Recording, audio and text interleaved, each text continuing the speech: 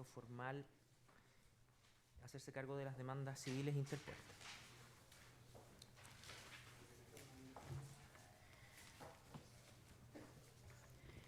Bien, en este caso se dedujo demanda de indemnización de perjuicio por el creyente adherido a través del abogado José Tomás Mut Respaldiza en representación de Víctor Mellado Cruces contra el acusado Rafael Eduardo Garay Pita. Los hechos son los mismos que fundamentan la acusación fiscal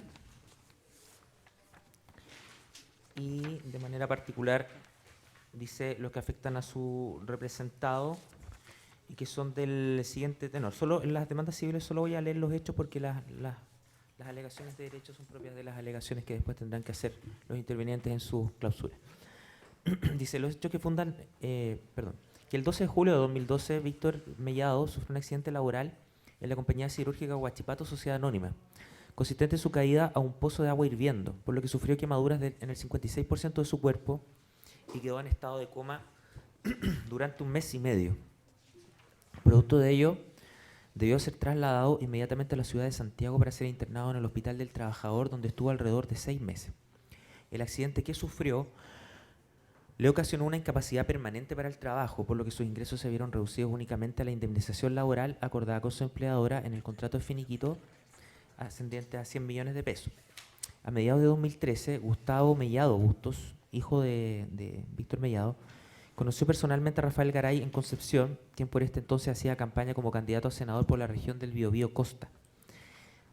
El acusado era conocido como un economista de renombre con frecuentes apariciones en televisión. Durante su conversación, Gustavo le comentó del accidente de su padre y la precaria situación económica en que vivía. Ante ello, Garay le describió su sociedad de inversiones Think & Co., asesoría de inversiones limitada, sugiriéndole que su padre invirtiera en ella, dándole a conocer la tasa de retorno que ofrecía, que en efecto era mayor a la ofertada por bancos. Tras lo señalado, su representado y su hijo averiguaron más acerca de él con el fin de confirmar lo que se les había dicho, accediendo al currículum de Rafael Garay mediante la página web de Think & Co. Teniendo a la vista estos antecedentes y creyendo efectivamente en que todo lo manifestado por el acusado era real, Víctor Mellado tomó la decisión de invertir en su negocio para obtener así una renta fija que le permitiera solventar sus gastos médicos y familiares. El día 22 de noviembre del 2013, acompañado de su cónyuge Silvia del Carmen Bustos Torres, se reunió con el acusado en un café de la ciudad de Concepción y tras escuchar las convincentes explicaciones de este, confirmó su decisión. Días después firmó un contrato, el 25 de noviembre de 2013, que llevaba por título Contrato de Honorarios, celebrado entre Think & Co., representada por el acusado, y Víctor Mellado por otra, en que este último encargaba al primero la administración de un fondo de 40 millones de pesos por el plazo de un año. Dicho dinero debería ser invertido por el imputado a través de la empresa en instrumentos de renta fija o variable, en un portafolio de acuerdo a los criterios del asesor, obligándose a esta a obtener una rentabilidad mínima anual del 18%, de la cual debía deducirse por concepto de honorarios del asesor financiero un 7%. Además, incluía una multa por retiro anticipado del 5% del capital. De manera verbal, acordaron que la forma en la cual se entregaría el dinero al acusado sería mediante un vale vista. En cumplimiento de este contrato, alrededor del día 22 de noviembre de 2013, el representado otorgó un vale vista del Banco Falabella por la cantidad indicada a nombre del imputado. Casi 7 meses después de este encuentro, a fines de junio de 2014, Víctor Mellado le informó al acusado de su precaria situación económica y de salud, ante lo cual Rafael Garay accede a modificar los términos del acuerdo en el sentido de comenzar a transferirle las rentas de su inversión de manera mensual. En la misma oportunidad, el representado accedió a aumentar el monto invertido en 5 millones, transfiriendo dicha cantidad a la cuenta corriente de Think & Co. mantenida en Banco de Chile. Se indica el número. Con fecha 8 de julio del mismo año, don Víctor remitió vía correo electrónico un contrato escaneado y firmado a su puño y letra fechado el 3 de julio de 2014 en que contaba las siguientes estipulaciones. 1. Aumento de la inversión en 5 millones de pesos. 2. La modificación de la frecuencia de retorno de la inversión, pasando esta a ser mensual. Y 3. La prórroga del plazo de término del contrato, fijándose este para el 3 de julio del 2015. A partir de este momento, Rafael Garay comenzó a efectuar a título de retorno de la inversión realizada por mi representado y con frecuencia mensual una serie de transferencias a su nombre por un monto total de 13.007.900 pesos, según el siguiente detalle. 1. Julio 2014, 634.500 pesos. Agosto 2014, 630.000. Septiembre 2014, 621.000. Octubre 2014, 612.000. Noviembre de 2014, 616.500. Diciembre de 2014, 603.000 pesos. Enero de 2015, 634.500. Febrero de 2015 por 598.500. Marzo de 2015, 661.500. Abril 2015, 625.500. Mayo 2015, 639.000. Junio de 2015, 643.500. Julio 2015 por 625.500. Agosto 2015, 12.000, perdón. Septiembre 2015, 648.000. Octubre de 2015, 643.500. Noviembre de 2015, 652.500. Diciembre de 2015, 367.500 pesos. Febrero de 2016, 335.000 pesos. Marzo de 2016, 403.200 pesos. Abril de 2016, 394.800 pesos. Mayo de 2016, 378.000 pesos. Y junio de 2016, 428.400. Para cada transferencia, el acusado enviaba un correo electrónico con una lata de descripción del estado financiero nacional e internacional, adjuntando además un estado de inversión de mi representado, el cual informaba el capital invertido, el porcentaje de utilidad del mes y el monto de dicha utilidad, que era el que transfería a las siguientes cuentas bancarias. Cuenta vista BCI Nova 735-54642, hasta la transferencia correspondiente a diciembre de 2015 inclusive, y cuenta corriente Banco Falabella 01031-013159-1 para las transferencias desde febrero de 2016 a junio de 2016. En el mes de diciembre de 2015, Víctor Mellado se ve la necesidad de dinero en efectivo para ayudar a su hijo con un préstamo, por lo que se comunica con el acusado y obtiene de él un reembolso de 20 millones, el que se hace efectivo el 5 de diciembre de 2015 vía transferencia electrónica a su cuenta corriente. Ello explica que el supuesto retorno se haya reducido casi la mitad a partir del mes de diciembre de dicho año. Cabe señalar que durante enero de 2016 el acusado no realizó transferencia. Ante el aparente y rotundo éxito de su inversión, durante el mes de marzo de 2016, mi representado comprometió vía telefónica con el acusado una nueva inversión de 3 millones de pesos, la que efectuó por transferencia electrónica a la cuenta corriente de Think & Co, ya individualizada. El 18 de julio de 2016, de manera totalmente intempestiva, el acusado remitió a mi representado un correo electrónico con asunto, información relevante Think & Co. Correo evidentemente reenviado sin modificaciones a otros presuntos clientes, por cuanto comienza con el apelativo, comillas, estimado a Víctor. En este comunicado la decisión de cerrar la empresa debido al delicado estado de salud en que se hallaba. A continuación detallado un mecanismo por etapas para la devolución de los capitales invertidos, incluidas las rentas correspondientes. Naturalmente mi representado se ubicaba dentro de la tercera etapa, última en sentido cronológico, encargándose el correo de justificar la razón de ello. Si está recibiendo este correo es porque está dentro de los clientes que siempre consideré más cercanos y con los que más me gustó trabajar. Y por ende, esta etapa es la que te corresponde. Adicionalmente, el correo fijaba como plazo máximo 56 días para la devolución del dinero. Por último, Rafael Garay aseguraba: durante el proceso me mantendré personalmente a cargo hasta el último detalle, por lo que será muy sencillo contactarme frente a cualquier inquietud. Desde esta fecha en adelante, mi representado no volvió a recibir dinero de Rafael Garay producto de su inversión.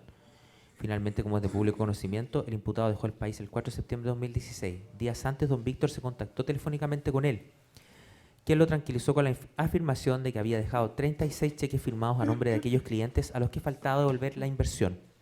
Dicha aseveración fue confirmada por el abogado del acusado, Ángel Valencia, luego que mi representado lo llamara por teléfono. En consecuencia, por concepto de daño emergente ocasionado por los delitos de la acusación, Víctor Mellado Cruces sufrió perjuicios que alcanzan la suma de 28 millones de pesos, sin perjuicio de lo transferido por el acusado por conceptos de utilidades, lo que corresponde a 13.007.900 pesos. Por otra parte, como resultado de estos ilícitos, mi representado se ha visto impedido de percibir los frutos y ganancias que habría podido obtener de no mediar las privaciones y limitaciones a su derecho de dominio sobre el dinero transferido bajo engaño al imputado. En efecto, si se considera que mi representado, de no haber sido engañado por el acusado, habría ingresado el dinero proveniente de la indemnización laboral a una cuenta de ahorro, habiendo ganado con esta operación a lo menos los intereses legales, considerando un interés de 1.235% mensual. De este modo, desde la época en que el delito dio inicio a su ejecución y hasta la fecha, esto es por un espacio de 50 meses, mi representado ha dejado de percibir a lo menos la suma de 24.700.000 pesos por concepto de lucro cesante. Si a ello se le resta el monto que mi representado recibió del demandado civil por concepto de utilidades, consistente en 13.007.900 pesos, mi representado es titular por concepto de indemnización por lucro cesante de la cantidad de 11.692.100 pesos.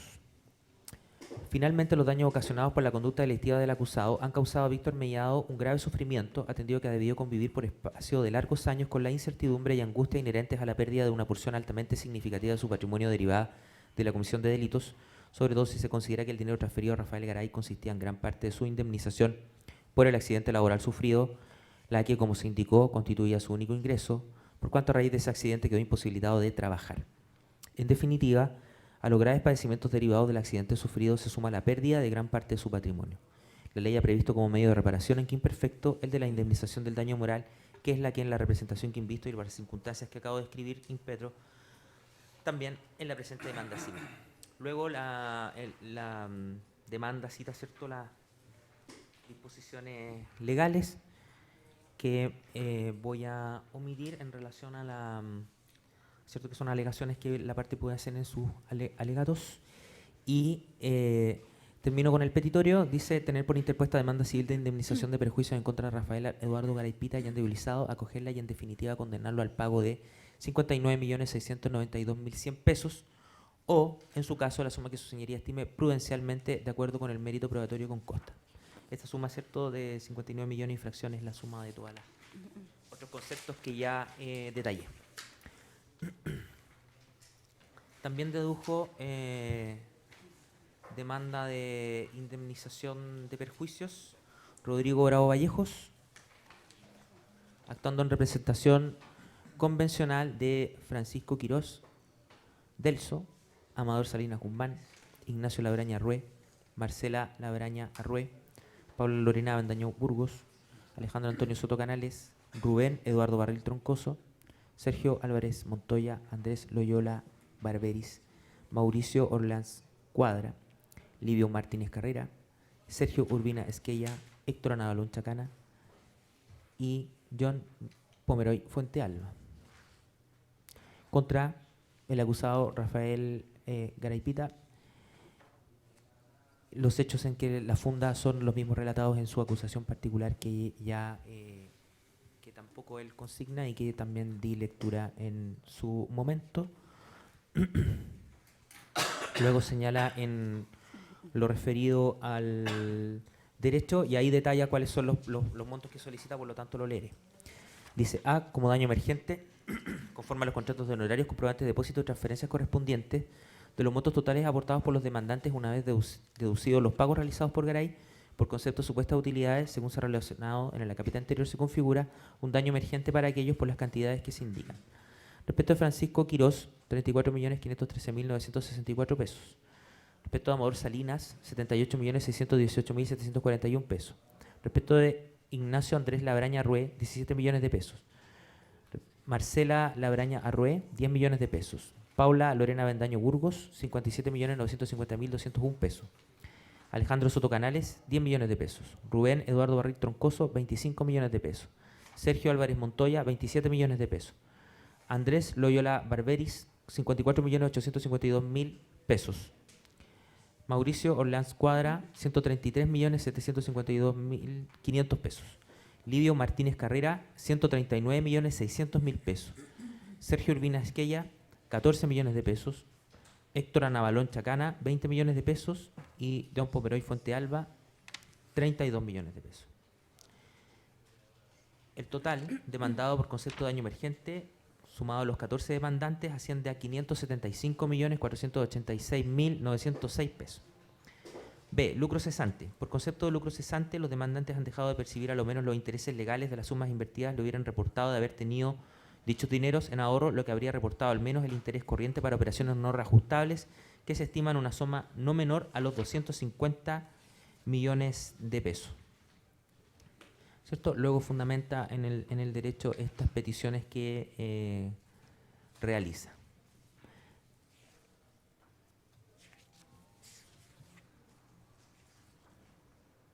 Y termina en el petitorio, ¿cierto? Tener por interpuesta la demanda contra Rafael Garay Pita, acogerla en todas sus partes y en definitiva condenarlo a pagar a los demandantes individualizados las sumas indicadas en el cuerpo del escrito a título de indemnización del daño emergente y lucro cesante, o las que el tribunal se sirva a fijar por estos conceptos, de acuerdo al mérito de la causa, con reajuste de intereses y costas.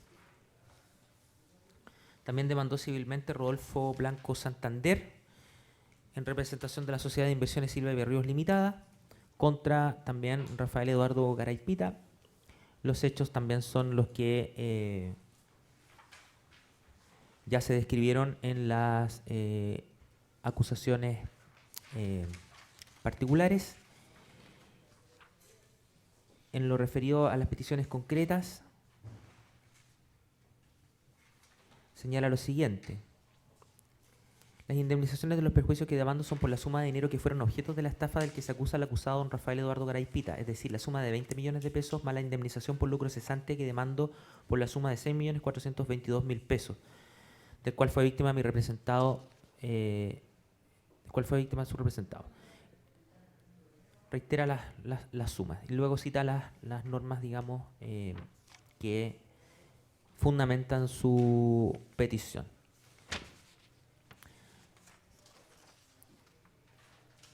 Termina señalando entonces en el petitorio: se sirva por tener por interpuesta la demanda civil en contra de Rafael Eduardo Garay Pita y individualizado y acogerla en todas sus partes por las cantidades dichas, un total de 26.422.000 pesos, ¿cierto? La suma de las cifras que ya había detallado, más el interés legal y reajuste del índice de precio al consumidor IPC por todos los periodos contados desde la consumación del delito o lo que el tribunal determina en justicia de acuerdo al mérito de la causa con costas.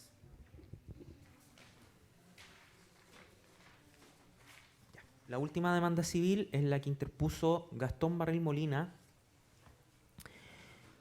en representación de Robinson Barril Clavería, Susana Troncoso María Ángel contra Rafael Eduardo Garay Pita, ¿cierto? El acusado. Los hechos son los mismos que indica, no los voy a reiterar, que se indican en su acusación particular y en la acusación del Ministerio Público también. Y en el derecho están las sumas que específicamente demanda. Dice, las indemnizaciones de perjuicios que se demandan son por la suma de dinero que fueron objeto de la estafa del que se acusa Rafael Eduardo Garay Pita. Es decir, respecto a don Robinson Barril Clavería, la suma de 129.960.000 pesos, más la indemnización por lucro cesante que demandó consistente en los reajustes e intereses devengados desde la entrega hasta el pago efectivo. Y en el caso de doña Susana Troncoso María Ángel, se demanda la suma de 80 millones de pesos, más la indemnización por lucro cesante consistente en los reajustes de intereses devengados desde la fecha de su entrega hasta la fecha del pago efectivo. ¿Cierto? Luego señala los fundamentos de derecho y doctrinarios que respaldan su petición. Termina en el petitorio indicando que se sirva a tener por interpuesta la demanda contra Rafael Eduardo Garay Pita, admitir la tramitación y rendida la prueba, acogerla en todas sus partes por las cantidades dichas y condenar a pagar a su representado la suma de 129.960.000 pesos más intereses y reajustes desde la fecha de entrega hasta su pago total respecto de Robinson Barril Clavería y la suma de 80 millones de pesos más intereses y reajustes desde la fecha de la entrega hasta la del pago respecto de doña Susana Troncoso María Ángel, o las sumas mayores o menores que el tribunal determine de acuerdo al mérito de autos con expresa condena en costas.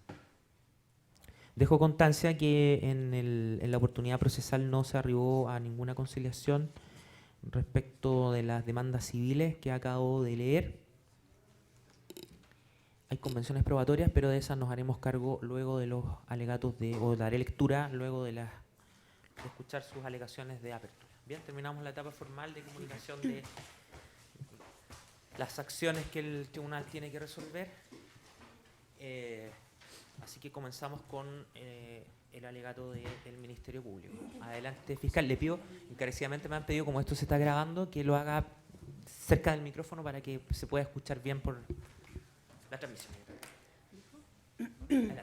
Gracias, magistrado. Bueno, en esta audiencia de juicio oral, la Fiscalía aportará prueba que estima suficiente para acreditar la efectividad de los hechos por los cuales se ha formulado la acusación y acreditar con ellos también la participación que se atribuye al acusado. Se trata en este caso de una investigación compleja que importó inicialmente una formalización en ausencia respecto del acusado.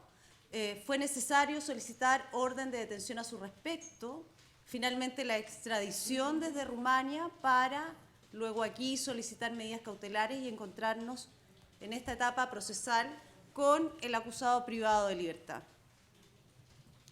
Durante esta audiencia de juicio, la Fiscalía aportará, como se ha dicho, los antecedentes suficientes a través de la declaración de la mayoría de las víctimas que fueron indicadas en los hechos en materia de la acusación.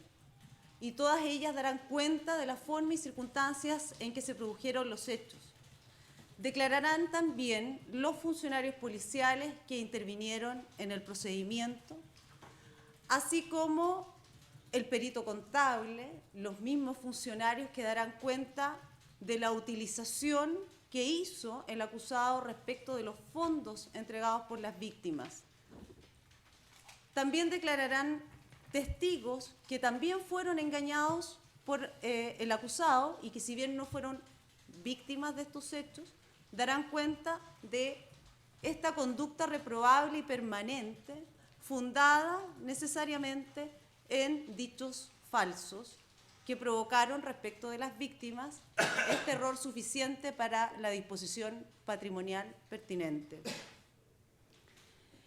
Se trata de una estafa calificada por el engaño, hechos que provocaron en su momento gran conmoción pública y que afectaron lamentablemente a un número considerable de personas, y no solo eso, sino a un número considerable de familias.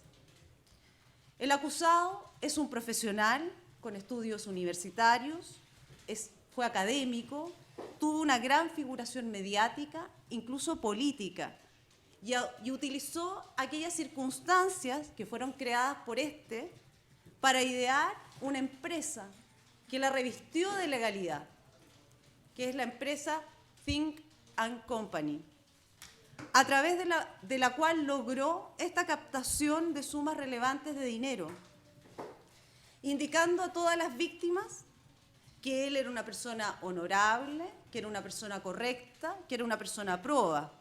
Contaba en ese momento con el apoyo comunicacional relevante, figuraba como panelista experto en economía, era integrante de empresas conocidas como Felices y Forrados, ayudaba a la comunidad a través de los medios de comunicación social, señalándoles cuál era la mejor forma de invertir sus recursos.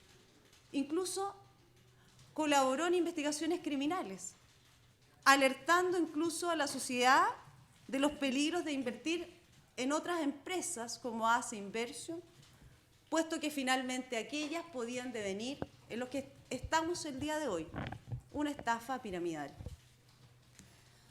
Logró por un tiempo, y eso se acreditará en el juicio a través de los testimonios de cada uno de los afectados, generar la confianza suficiente en sus víctimas para que ellas partieran con una inversión inicial. Pero como el negocio funcionaba inicialmente, cada uno de los afectados, o la mayoría de ellos, fue aumentando sus montos de inversión. Muchas de estas víctimas incluso comentaron a sus entornos, a su familia, lo correcto que funcionaba esta empresa. Y por lo tanto, no solo fueron ellos afectados, sino otras personas cercanas a los mismos. Hay personas que incluso retiraron sus ahorros de fondos previsionales voluntarios, sus APB, pagaron los impuestos respectivos para entregar este dinero al acusado, puesto que él tenía una empresa que funcionaba correctamente. Otros entregaron sus indemnizaciones por años de servicio. Otros entregaron montos recibidos por herencia. Llegando incluso otros, como aparece del mérito de los hechos en materia de la acusación, a endeudarse para efectos de entregarle el dinero al acusado y con eso obtener una utilidad legítima que aparecía fundada, que aparecía seria y pertinente. A todos los afectados, además les decía, y eso aparecerá el mérito de las declaraciones de todas las víctimas, que él se preocupaba de invertir en empresas emergentes, que tuvieran políticas de desarrollo sustentable, que favorecieran el empleo respecto de personas con discapacidad. Incluso dijo que tenía dentro de su empresa personas que eran conocidas del medio político, conocidas en los medios de comunicación o en diversos ámbitos, y que si había alguno que tenía problemas legales o que sus fondos podían ser oscuros, él retiraba los fondos y le devolvía todo, porque él no quería tener ningún problema, porque era una persona seria y proba. Por su parte, las víctimas, sin ser expertas en mercado de capitales, todos son profesionales, la mayoría de diversos ámbitos.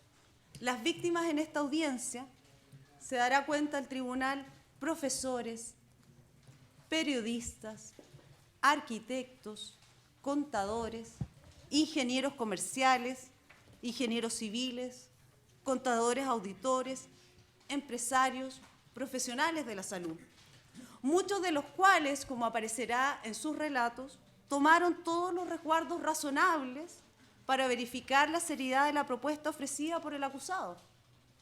Escucharán a algunas de las víctimas referir que una vez que recibieron el contrato respectivo, consultaron con amigos abogados, personas de la banca, ejecutivos bancarios, para revisar si aquel contrato tenía el mérito suficiente para darle mérito y credibilidad. Existe en la comisión de este hecho delictivo distintos tipos de víctimas, y eso es lo que establece la particularidad de cada uno de los hechos por los cuales se formula la acusación. Algunas víctimas son conocidos del acusado desde la infancia, compañeros de colegio, otros conocidos de la época universitaria, cercanos al acusado por razones de trabajo, tanto del ámbito empresarial como académico. Finalmente llegó un momento en que la puesta en escena desarrollada por el acusado quedó tan bien lograda que muchas de las víctimas, y eso escucharán en esta audiencia, llegaron a él solo por las redes sociales. Estaba revestido de tal credibilidad que se acercaron sencillamente por esa vía. ¿Cómo podía ser posible que una persona que figuraba dando consejos a la comunidad sobre la buena y legítima forma de invertir podía engañar en tal sentido para solo hacerse del dinero de las víctimas y sencillamente estafarlos? Hay que reconocer que la puesta en escena, la mise en scène, resultó magistral. ¿Cuál es el medio para cometer el delito? Como se acreditará en este juicio, el contrato de honorarios, comillas, documento que ofrecía, como va dicho, una rentabilidad razonable del 18% anual de rentabilidad, respecto del cual el acusado en general cobraba un 7% de utilidades al momento del retiro de este dinero. Este contrato fue suscrito por todas las víctimas en la creencia, por cierto, de que sus dineros serían invertidos debidamente. Todas las víctimas suscribieron aquel contrato y eso se irá acreditando debidamente en esta audiencia de juicio. Hasta aquí, sus señorías, todo podría ser legítimo. Como el contrato referido cubría el negocio ajustado a las normas finalmente del derecho comercial. Luego la pregunta entonces, ¿qué hacía con el dinero? ¿Dónde fueron invertidos los fondos? Nada. No hay ninguna inversión en esta investigación. No invirtió ni 5 pesos, señoría. Nada. Un fondo de inversión privado, conforme a la regulación establecida por la Ley 18.815, permite inversión en valores, derechos sociales, títulos de crédito, efectos de comercio. ¿Qué decir? Está la exigencia legal conforme a esa normativa de que si es un fondo de inversión privado, el acusado debe informar que no está sujeto a fiscalización por la Superintendencia de Valores y Seguros. De aquí, nada. ¿Qué es lo que hacía con el dinero? ¿Qué es lo que hizo con el dinero? Se dio la gran vida. Se lo gastó. El peritaje contable, el análisis financiero realizado por los funcionarios policiales y de lo que se dará cuenta en esta audiencia de juicio, permite establecer que con ese dinero el acusado se dedicó a viajar por diversos países. Tokio, Francia, Argentina, Tailandia, qué decir, fue extraditado de Rumania. Compró artículos de lujo. La revisión de su tarjeta de crédito internacional aparecen compras por sumas cuantiosas en tiendas como Armani, Hugo Boss, Louis Vuitton. Hacía diversa cantidad de fiestas. Compraba vehículos de alta gama. Un ejemplo, un vehículo de los varios comprados por el acusado, Mercedes-Benz, modelo SL63 AMG. ¿Cuál es el valor de ese vehículo? $218.500. Traducción, 126 millones de pesos. Un vehículo. Lisa y llanamente con el dinero de las víctimas no invirtió nada. Se lo gastó todo, literalmente. Llega el momento en que el acusado se da cuenta que hay una alerta de otras estafas piramidales y entonces, para agotar el delito frente a lo que probablemente iba a pasar, porque estaba pasando en otras empresas, es que las víctimas iban a solicitar el retiro de su dinero. Por lo tanto, inventa lo que está dicho y que se acreditará por los testimonios de las víctimas, que padecía un cáncer terminal, por supuesto inexistente. Engañó a todas las víctimas incluso en eso, muchas de las cuales, si se escuchará en los testimonios de las víctimas, lamentaron el estado de salud del acusado. Le ofrecieron su ayuda, lo consolaron, lo acompañaron, todo mientras el acusado sencillamente lo único que estaba planificando era lograr irse del país, como así lo hizo. Como consta en la carpeta judicial, el acusado fue extraditado desde Rumania y nada de lo que dijo finalmente fue cierto. Lo cierto es que la Fiscalía entiende que si el acusado declara, es probable, su señoría, como así ocurrió desde el 2011 hasta hoy, nada de lo que diga en este juicio será cierto. ¿Qué va a decir la defensa?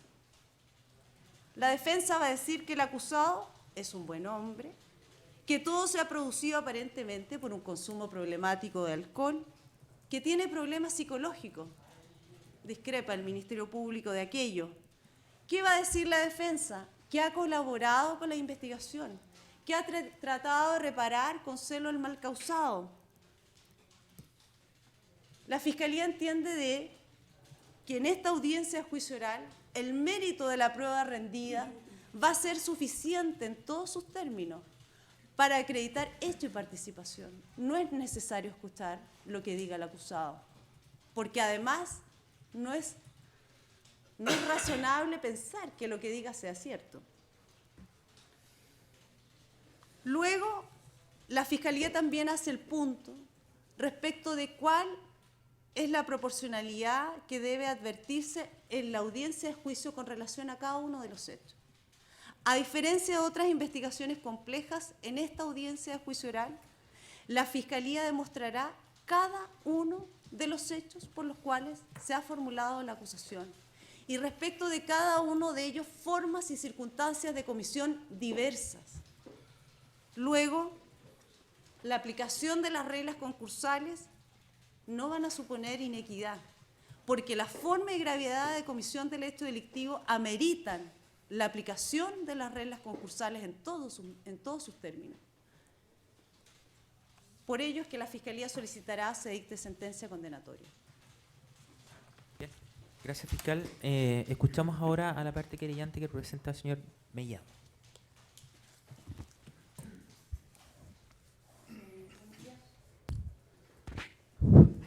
Ahí está. Sí. Pues. Su señoría, esta interviniente en general adhiere a todo lo señalado por el Ministerio Público en cuanto a la descripción de los hechos y la forma en que estos van a ser probados, la calificación jurídica del delito en el mismo sentido. Entendemos que durante este juicio se rendirá prueba suficiente para acreditar que el imputado se valió justamente de su exposición mediática, de sus conocimientos, de la gran llegada que tenía justamente para ganarse la confianza de estas personas y que estas personas engañadas incurrieran en un error que los llevó a efectuar una disposición patrimonial y finalmente tuviesen un perjuicio. Vale decir, cada uno de los elementos del delito de estafa, que es el que se está persiguiendo en este caso. Él se preocupó de engañar a cada una de estas 29 víctimas de manera diferente, lo que es bastante relevante para efectos justamente a lo que me refiero más adelante del tema concursal asociado a este delito y a efectos justamente de desechar la posibilidad de un delito continuado en este caso. Su señoría, más adelante nos han leído las convenciones probatorias, veremos también que probablemente varios de estos elementos ya sean objeto ya estén probados a través de las convenciones probatorias. Quisiera referirme, su señoría, a lo que me trae a este juicio, que es precisamente referirme a una de las víctimas que represento, que es don Víctor Mellado Cruces, que probablemente sea una de las víctimas más afectadas, si es que no la más afectada, por parte de este imputado. Como ya ha quedado de manifiesto con la lectura de la acusación y de la demanda civil, efectivamente mi representado sufrió un accidente gravísimo el año 2012, cuando trabajaba en una siderúrgica. Él se cayó en un pozo de agua hirviendo, lo que lo mantuvo 1 mes y medio en estado de coma y con un 56% de su cuerpo quemado. Cuestión que probaremos a través de los documentos número 10 y 11 de la autoapertura en lo referente a la prueba presentada por nosotros, consistente en copia de declaración de incapacidad del seguro y copia del informe médico. Esto llevó a que nuestro representado tenga incapacidad permanente para trabajar de un 50%.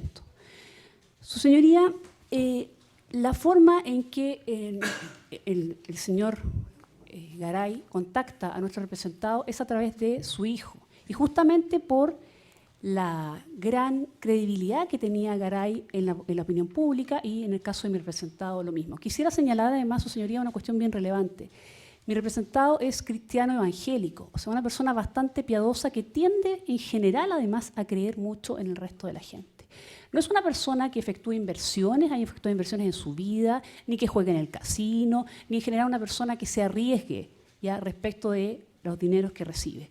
Y en este caso en particular, su señoría, toda vez que se trataba de la indemnización que le iba a permitir vivir el resto de su vida. De tal manera, su señoría, que lo que motiva a mi representado a invertir tiene que ver justamente con la legítima aspiración de recibir una ganancia mensual para poder mantenerse tanto él como su familia, así como los gastos médicos en que tenía que incurrir. Su señoría, quisiera señalar además una cuestión relevante que señaló la fiscal recién y que tiene que ver con estas empresas en las cuales se supone que invertía. El imputado Garay le señaló que una de estas empresas, que las empresas en que invertía justamente, eran empresas que ayudaban y mantenían a personas con discapacidad, precisamente lo que le afectaba a mi representado. Se trata de una persona que en general es una persona bastante creyente, como les decía, y una persona además, no una persona profesional, sino que más bien un trabajador que vivía de su renta y que sufrió un accidente de esta envergadura, señoría. Precisamente esto lo lleva a invertir 40 millones, luego 3 millones, luego 5 millones. Y finalmente, luego de recibir un cierto reembolso de 20 millones y luego reembolsos parciales, termina acreditándose un perjuicio de 14.650.000 pesos. Su señoría, la relación entre mi representado y el señor Garay se hizo continua a través de correos electrónicos que mostraremos también como evidencia en este juicio, en el cual él demostraba, además, Garay, yo creo, no sé si sinceramente o no, una preocupación por mi representado justamente por su estado de salud, ¿ya? O sea, estaba plenamente consciente de que en el caso de él era la víctima que más requería obtener este retorno. Yo me pregunto, su señoría, ¿acaso no es legítimo una inversión en este caso respecto a una persona que es su sustento para el resto de su vida, considerando el accidente que sufrió y además considerando las especiales características de credibilidad de este sujeto? Señoría, lo que le ha pasado a mi representado tiene que ver no solo con el daño en el perjuicio, que en el fondo es lo que persigue castigar el delito de estafa, y por eso la demanda civil que presentamos. En este caso, señoría, el daño moral es tremendo respecto a mi representado, porque además la ansiedad permanente de ver cómo no llegaban los reembolsos que él esperaba cada mes, ha llevado a que su situación de salud empeore cada vez más. Mi representado tiene que administrarse morfina permanentemente producto de los dolores que sufre. Pero además esta situación de estrés claramente que ha mermado en su estado físico y psicológico.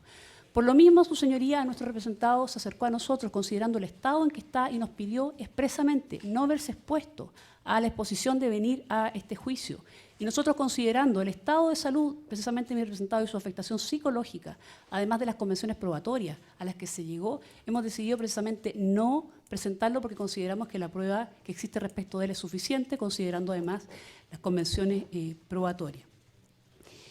De tal manera, su señoría, que este interviniente se hace parte 100% en lo que ha señalado el Ministerio Público en su acusación, y considerando especialmente, sobre lo cual volveremos sin duda en el alegato de clausura, que una de las cuestiones que más se va a discutir, me parece, en este juicio, más que la acreditación de los hechos propiamente tal, tiene que ver con la calificación jurídica de los mismos. Y desde ya me atrevo a señalar que, efectivamente, considerando en este caso el plus de ilicitud de la conducta, la cantidad de víctimas, las características particulares de cada una de ellas, que son todas disímiles entre sí, su señoría, hacen completamente inviable una teoría como la de un delito continuado, tanto desde el punto de vista del dolo común, ¿sí?, que para quienes sostenemos más bien una teoría finalista es completamente inviable respecto de un concepto de dolo actual que se actualiza cada vez que el sujeto comete un delito, pero también desde el punto de vista de las otras teorías, como las que aluden a la unidad de sujeto pasivo, que en este caso claramente no lo existe, y además el fraccionamiento necesario de la conducta del sujeto. Su señoría, en este caso no hay un fraccionamiento necesario. La conducta se agota cada vez que efectúa el engaño respecto de cada una de las víctimas, cada una con características disímiles entre sí, cada una con inversiones distintas. De tal manera, su señoría, que apelamos precisamente a estas características del delito para que a la hora de determinar la calificación jurídica se deseche cualquier tipo de alegato en relación a un delito continuado. Eso, señoría. Gracias, colega. Señor Tahuán, en representación de la señora de la Fuente, señor Núñez y señor Elías Azar. Gracias, señoría. La verdad es que han sido abordados prácticamente todos los aspectos que quería aludir en mi alegato de apertura por parte de la señora fiscal y la señora querellante que me antecedieron el uso de la palabra. Solamente decir que en este caso la estafa en su variante de esta empresa o negociación imaginaria que simula el señor Garay, efectivamente no responde a una unidad de acción, sino que tampoco a una ejecución parcial de un delito continuado.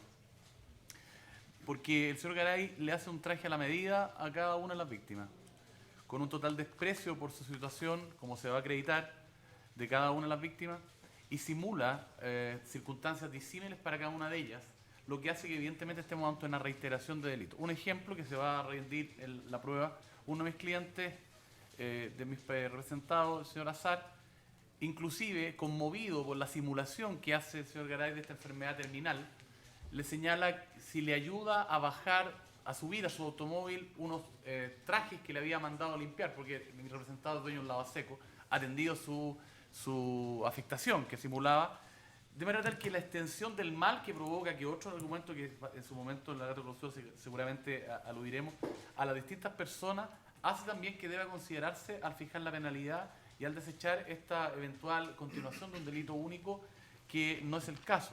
Porque, como digo, el señor Garay diseña toda esta empresa de negociaciones imaginarias, pero después la va variando y va agotando la acción en cada una de ellas. Un ejemplo también se va a acreditar en la prueba que la Fiscalía ha esgrimido y a la cual no hemos adherido, que imprime lujosos dípticos o trípticos donde simula un equipo legal, un abogado asesor, un jefe de finanzas, y él a la cabeza de estas informaciones, pero además con un total desprecio por las situaciones de cada una de las víctimas, lo que se va a acreditar también con la prueba que se va a rendir, y bordeando rasgos no de inimputabilidad, pero casi rasgos de desalmado y psicopático, da consejos en los medios de comunicación.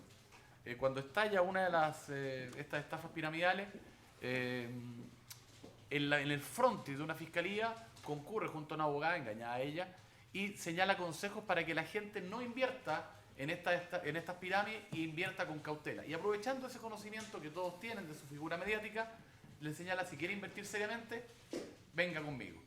Y ese traje a la medida lo hace, por ejemplo, con su compañera curso. En el funeral se entera que, de su padre, se entera que va a recibir 93 millones de pesos, va y le señala: invierte conmigo. a los otros representados por los cuales comparezco. Se aprovecha una vista larga, de larga data, ahora señala estar arrepentido, pero es bastante posterior, perdón, y los hace invertir aprovechándose de esta amistad, y cuando le solicitan algún retorno, no hay ninguno. Y dentro de esta mise en scène, pero también para cada uno el traje especial, les remite correo electrónico con un monto distinto, una estafa, le señala que en 56 días desde la enfermedad que lo aqueja terminal, les va a devolver la inversión, convoca a un abogado, al cual también figuraba como árbitro, que también va a declarar en el juicio, para que les deje y le entregue los cheques para recuperar su inversión. Pero llega a extremo ya, y ahí aludía a esta borderline de la psicopatía, llega a extremo en que, como se va a acreditar, llama por teléfono y simula que está en una especie de hospital desde Francia, se escuchan atrás ruido, una persona hablando en otro idioma, francés o inglés, se escucha el ruido de una especie de monitor cardíaco y se le dice, estoy bastante mal, no puedo hablar más. Y eso es dentro de todo este astuto despliegue de medio engañoso, este tinglado que él hace, pero como digo, el aspecto concursal es muy evidente y muy importante, porque acá estamos en presencia de delito reiterado de estafa y estamos en presencia de una necesaria e ineludible, en concepto obviamente nuestro, señoría, de exacerbación de la pena a la luz del artículo 351 del Código Procesal Penal. Finalmente, dentro de este traje de la medida al cual aludía, utiliza influencia, poder supuesto también. Soy amigo del ex director técnico de la selección chilena que invirtió con nosotros. Soy amigo de uno de mis representados que lee las noticias en la televisión. Soy amigo de los políticos. Tengo estas inversiones, etc. Y finalmente, claramente, como dijo muy correctamente la señora fiscal, acá no hay ninguna inversión seria, sino que hay en todas sus luces un esquema Ponzi. ¿Por qué? Invierte, retira y le entrega a los otros dinero, algunos, como lamentable la situación del señor Mellado, que recibió de otro, un esquema piramidal perfecto. Creemos entonces que debería ser en definitiva condenado a presidio mayor en su grado mínimo, tal cual no hemos adherido a la acusación presentada por la Fiscalía. Gracias, señor Chaguán. Corresponde el turno de la parte querellante. Perdón, aún no me ubico con... ¿Se refiere? Rodolfo Blanco, Santander. Don Rodolfo Blanco, la parte muchas querellante gracias. de la Sociedad de Inversiones Sí. de Río Limitada. Que solo va a alegar por la sociedad de inversiones. Solamente por la Sociedad de Inversiones. Usted va a alegar por el resto. Exactamente. Perfecto. Adelante, sería, don con Rolfo. respecto a la Sociedad de Inversiones de Río, la verdad es las cosas de que en la acusación particular están expuestos los medios de prueba que nos valdremos y haciendo propios los dichos y los hechos que se han expuesto anteriormente, solamente me voy a agregar que en este caso específico ya el representante legal de la víctima, don Juan Esteban Silva, comete error de invertir y creer en esta empresa, ya que obviamente resultó engañado, por lo cual a la postre le causa un perjuicio, ya un daño de 20 millones de pesos que a la fecha no ha sido devuelto, ¿ya? En función de ese objetivo de establecer que fue producto de un engaño, ya voy a tratar, ya a través de los medios que se van a exponer acá de prueba, llámese testigos, documentos, informe de peritos u otros medios de prueba, de tal manera lograr establecer finalmente que no solamente existe el engaño con respecto a mi representado, sino que existe un engaño reiterado con otras víctimas, por lo cual la estafa se convierte en reiterada, lo que significa de que la penalidad que vamos a solicitar, o voy a solicitar específicamente, es la de presidio mayor en su grado medio, ¿ya? Y hacer valer la agravante del 12 número 7, el abuso de confianza, porque todo lo que se gestó y el engaño es producto del abuso de confianza. Se ganó la confianza de sus presuntas víctimas que a la postre creyeron en él y fueron engañados. Eso sería. Gracias, señor Blanco. Don Rodrigo Bravo. Muy bien. Compartiendo plenamente y adhiriendo a la presentación de la Fiscalía y de los demás querellantes, en mi caso, en representación de 16 querellantes en esta audiencia, comparto plenamente las consideraciones respecto a que no existe acá un delito continuado ni una unidad de acción que permita morigerar el tratamiento punible que ha de recibir el imputado. Específicamente la reiteración está dada porque estamos frente a hechos diversos, cometidos en circunstancias espaciales y temporales distintas, con víctimas distintas y también con un modo operandi distinto, si bien similar, distinto y adaptado a la realidad de cada una de las víctimas. Lo que revela la transversalidad de la falta de escrúpulo del imputado en no tener ninguna consideración a la situación particular y humana de las personas a las cuales termina defraudando. Y lo que en relación a mis representados podrá apreciarse plenamente a través de sus testimonios y demás pruebas que se expondrán ante el tribunal, han significado una vulneración no solo monetaria, económica, a su dignidad, sino también a su integridad psicológica y emocional, que hace que, si bien en este caso estemos frente a lo que puede ser el arquetipo de un delito de estafa, como es una empresa, un negocio imaginario, una fachada de negocio que se utiliza para provocar engaño en las víctimas y con eso una disposición patrimonial, prácticamente aquí estamos frente a ese arquetipo de estafa, porque ningún negocio hubo, ninguna empresa, una fachada de empresa, una apariencia de empresa, créditos aparentes y por otro lado también nula inversión de los recursos con los cuales se pretendía realizar este negocio. Las características de este tipo exceden incluso los del arquetipo de estafa para vulnerar con un juicio mayor de reproche al imputado otros bienes jurídicos relacionados y que determinan que en este caso en particular, si bien en cualquier estafa puede existir, no siempre, pero puede existir un elemento accidental de abuso de confianza, ¿ya? Una confianza genérica, subyacente, para poder generar que este engaño sea verosímil, ¿ya? Estamos frente a un grado de abuso de confianza que excede con creces lo necesario para sustentar el engaño y pasa a ser en este caso un elemento totalmente independiente del tipo de la estafa. Recordemos que de acuerdo a lo que se señala la doctrina nacional y como lo plasma en su tratado de Derecho Penal el profesor Garrido Montt, existen las defraudaciones por engaño, los fraudes por engaño y los fraudes por abuso de confianza. De los primeros, el típico es el delito de estafa y de los abusos, los fraudes por abuso de confianza, el típico es la apropiación indebida. Estamos frente a un abuso a una fraude por engaño, en el cual el abuso de confianza no forma parte inherente del tipo penal, como sí ocurre en la apropiación indebida. En el caso particular del imputado, él creó circunstancias para no solo estafar, sino también abusar de la confianza de sus víctimas más allá de lo necesario y razonable, como se verá del mérito de los testimonios que escucharán en el transcurso del presente juicio.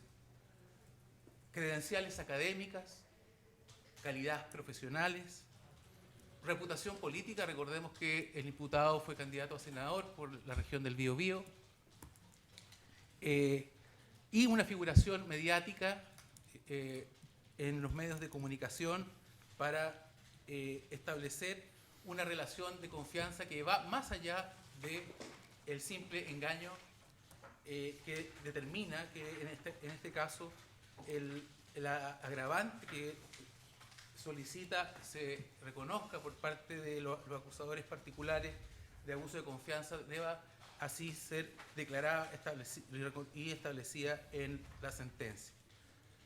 En el caso de mis representados, a modo de ejemplo, respecto del señor Livio Martínez, el imputado incluso no contento con ya haber defraudado en sucesivas oportunidades, suscribiendo contratos con mi representado de contratos de inversión, le señala que el APB que él está invirtiendo todos los meses en su AFP alrededor de 1 millón de pesos mensuales. Le rendiría mucho mejor si él retirara esos fondos y empezara a pagárselo a él directamente, a su empresa Think & Co, para que efecto que a la época de su retiro él y su empresa le paguen la pensión, operen como una forma de institución previsional y sea la empresa la que le pague una renta vitalicia a contar de la fecha de su jubilación. Y es lo que hace mi cliente por alrededor de 2 años, pagar su cotización de APB mensual al imputado para con eso obtener una futura pensión. Es decir, todo lo que pensamos que puede exceder lo verosímil, lo concebible desde el punto de vista de la realidad de los hechos, aquí es superado por algo que pareciera ficción, pareciera fantasía, pero no es así y llega a ser un mecanismo que vulnera no solamente, como hemos dicho, el patrimonio de las víctimas, sino que además su dignidad personal, llegando a un límite de manipulación psicológica, emocional, tanto que algunos de mis representados, como se verá de las exposiciones que se harán en el juicio, se llegan a sentir culpables de pedirle la restitución de sus fondos al imputado señor Garay. De tal manera entonces que a nuestro juicio aquí estamos ante un delito de estafa que excede los parámetros comunes y corrientes de una estafa, no solo por el hecho de ser una estafa piramidal, sino por el hecho de involucrar un elemento de abuso de confianza que para nosotros es fundamental, sea reconocido como agravante en este delito, dadas sus circunstancias excepcionales y particulares que se han señalado. Gracias, Rodrigo. La defensa. Gracias, señoría. Señoría, es bastante particular mi situación actualmente como abogado de la defensa del señor Garay y también por instrucciones de mi representado y de acuerdo al proceso que se ha llevado latamente casi 2 años. Esta defensa, y digo que es bastante particular porque no me había tocado estar de acuerdo casi en el 99% de las situaciones o de las imputaciones que efectivamente han planteado, en este caso el Ministerio Público y parte de los querellantes. Y es así, su señoría, que yo no me queda otra opción que aceptar dicha responsabilidad en primer lugar porque hemos suscrito un acuerdo respecto a convenciones probatorias que con posterioridad están, usted leerá, su señoría, y están presentes en el auto de apertura. Y por otro lado, mi representado se ha confesado dichas actividades ya latamente dentro del proceso de investigación de la Fiscalía. En ese entendido, su señoría, y entendemos que nuestra defensa irá encaminada a colaborar con el esclarecimiento de los hechos, a aclarar ciertas imprecisiones que efectivamente tienen los alegatos de apertura de mis distinguidos colegas que me precedieron. Aclarar, digo precisiones porque eventualmente hay suposiciones planteadas por las defensas, por los querellantes que no se condicen con efectivamente lo que eventualmente se materializará a través de la prueba. En ese entendido, mi representado, adelantándome un poco a lo que sucederá en el juicio, va a prestar declaración, va a aclarar estas imprecisiones. Por otro lado, su señoría, sí vamos a controvertir fuertemente lo señalado respecto a al delito de abuso, al agravante del abuso de confianza.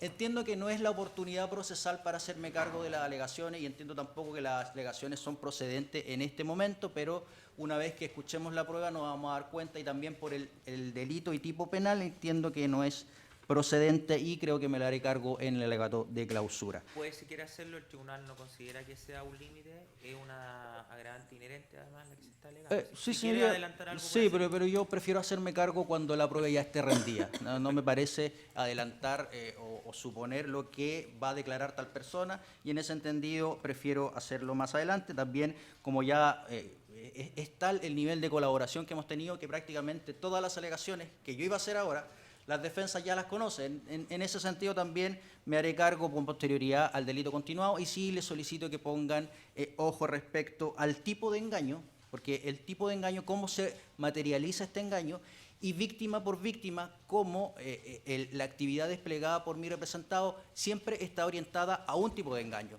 no efectivamente al ardid que él puede involucrar respecto a cada persona, sino que a un engaño prácticamente general. Por otro lado, y en el fondo resumiendo mi actividad, su señoría, voy a señalar que, me atrevo a anticipar algo que sucederá.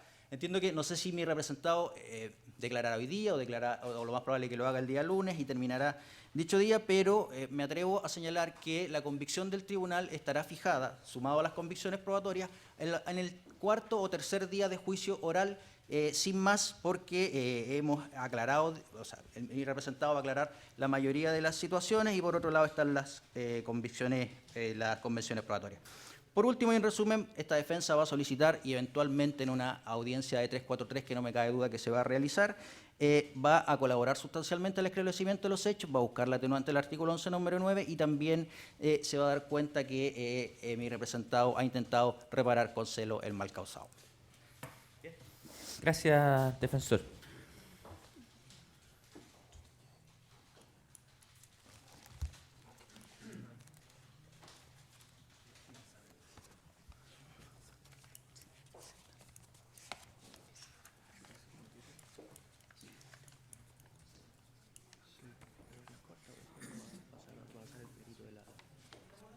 Bien, el tribunal considera, bueno, atendido que se está transmitiendo esto y las convenciones probatorias inciden en lo que personas que tienen que declarar en el juicio podrían observar y no deben hacerlo, vamos a continuar el día lunes abriendo con la lectura de las convenciones para luego pasar a lo que usted ya anticipa, que sería que el acusado declararía, entiendo. Bien, en todo caso ahí haré todas las indicaciones correspondientes. Receso entonces hasta el lunes a las 9 de la mañana.